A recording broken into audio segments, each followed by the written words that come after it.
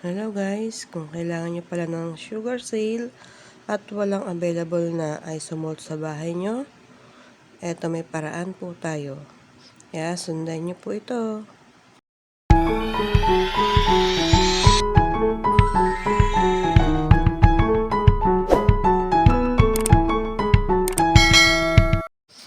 Eto, sisimulan na po natin.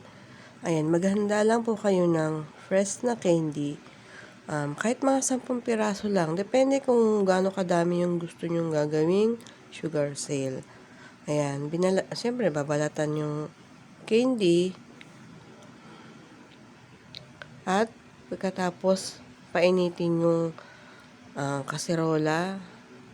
At dyan lang po ilagay yung candy. Mahinang apoy lang po para hindi po mabigla yung candy. Kasi may chance na masunog. Ayan, tutunawin lang po siya dyan ng konti. Ganyan.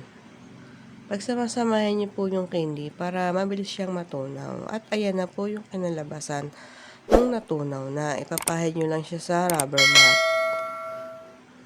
Ayan.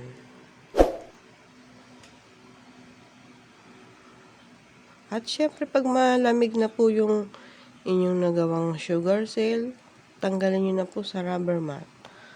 At ayan, meron na po tayong sugar sale. Instant sugar sale.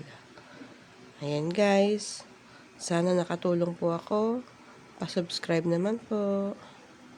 Thank you.